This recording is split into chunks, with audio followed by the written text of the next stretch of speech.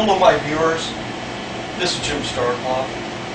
Some of you have asked me to show what air conditioning gauges look like. Well, here they are. And I have here two types of gauges. One set of gauges is for R410A, and that's all you can use it for. And it's just as well because you do not want to cross-contaminate any of your refrigerants.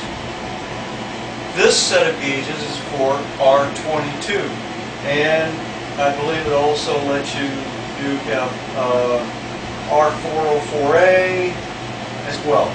So, first of all, let me show you exactly what the pieces and parts are on a set of gauges.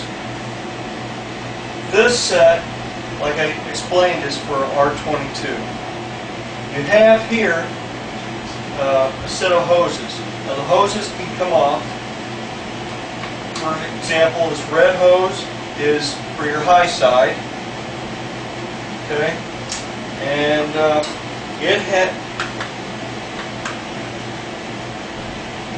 it has a low loss fitting.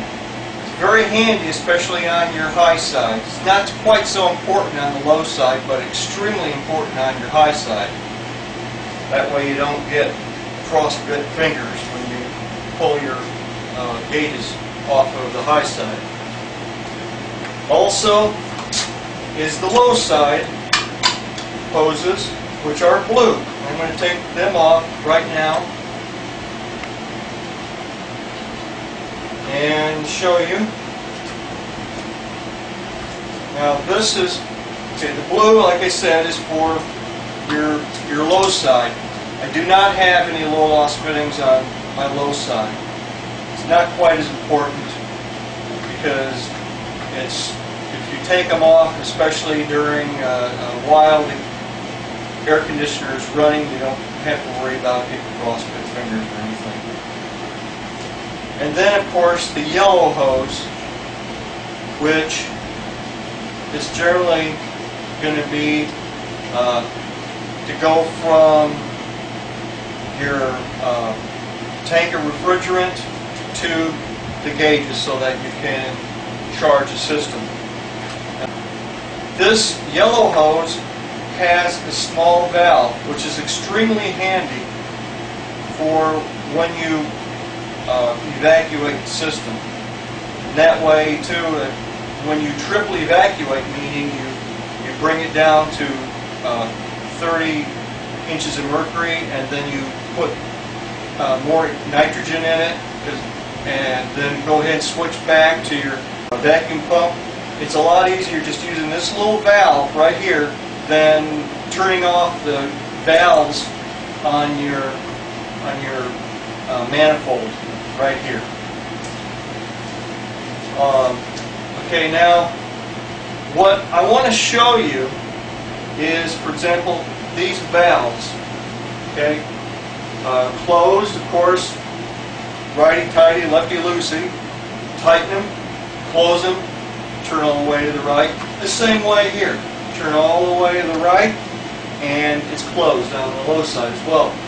Now, many occasions you have to recalibrate your gauges almost every single time that you use them. I know I have to, especially the way I sometimes treat them.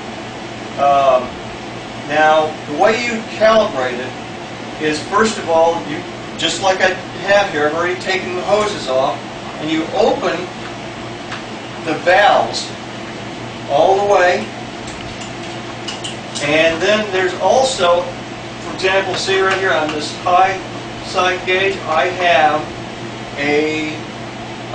there's kind of like a plastic cap to protect the gauge. Well, you have to remove it as well. But I've already removed this one off of my compound gauge. The compound gauge is what the gauge for the low side is called. The reason is because it reads PSIG, meaning pounds per square inch gauge, as well as inches of mercury, which is a vacuum.